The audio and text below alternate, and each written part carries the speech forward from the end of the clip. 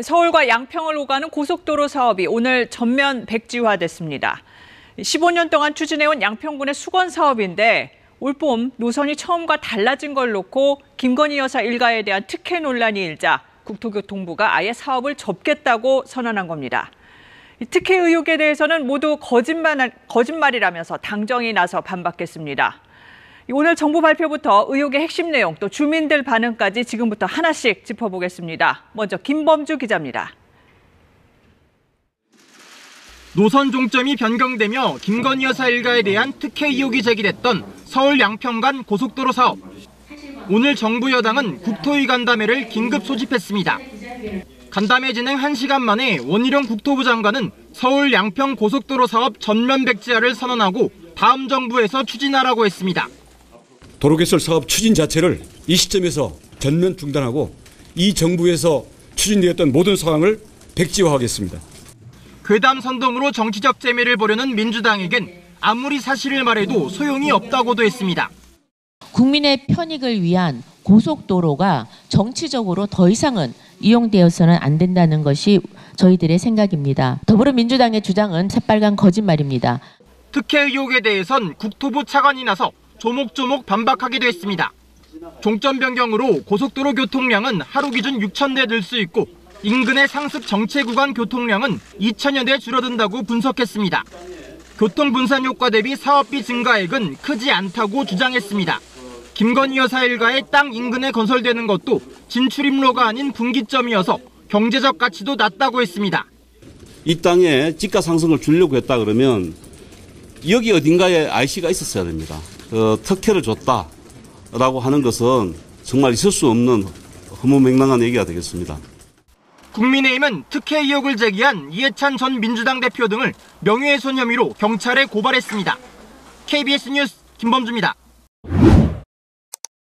이 고속도로 사업 백지화는 원희룡 장관의 깜짝 발표였습니다. 원 장관은 민주당과 이재명 대표를 날선 표현으로 비판하기도 했는데 민주당은 의혹을 덮으려는 꼼수라며 감정적으로 결정할 일이 아니라고 맞받았습니다.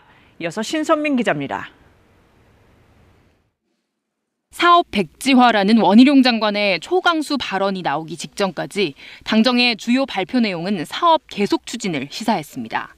두 개의 노선을 가지고 앞으로 전략 환경 영향 평가도 거치고 주민 설명회를 거쳐서 확정하려고 했었던 것입니다. 타당성 조사를 진행 중에 있고 기재부하고 협의하는 부분은 총사업비를 협의하는 건데 여당과의 사전 협의도 없었던 것으로 보입니다.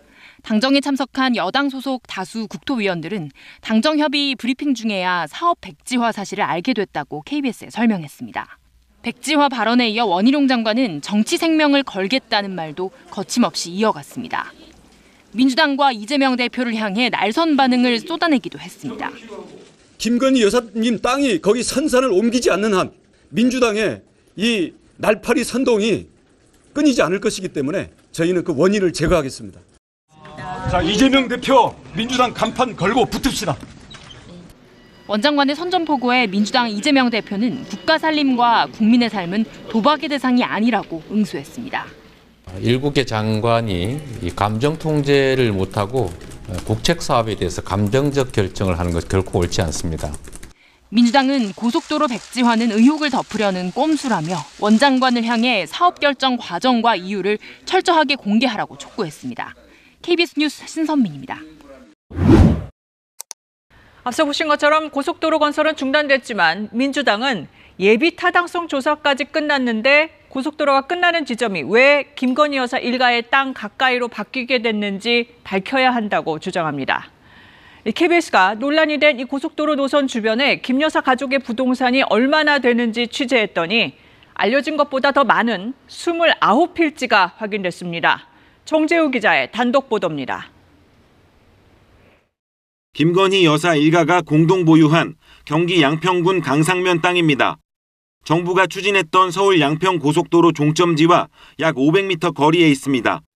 이 땅을 포함해 김건희 여사와 어머니인 최은순 씨, 김 여사의 언니와 남동생, 가족 회사 등이 양평군에 보유한 땅은 모두 29개 필지로 확인됐습니다. 재산 공개 때 알려졌던 것보다 17개 필지가 더 확인된 건데 총 면적은 축구장 5개 크기입니다. 대부분의 땅은 국토부가 새롭게 추진을 검토하던 고속도로 노선의 종점 인근인 강상면과 양평읍에 몰려 있습니다. 양평읍 땅은 강상면에서 차로 10분 정도 걸립니다. 의혹이 있는 부분은 양평군과 국토부가 지난해 왜 갑자기 고속도로 노선 변경을 추진했느냐 하는 점입니다. 사업이 본격 추진된 5년 동안 노선은 바뀐 적이 없는데 양평군은 지난해 7월 국토부 요청 뒤 불과 8일 만에 변경된 고속도로 노선 2개를 국토부에 보냈습니다.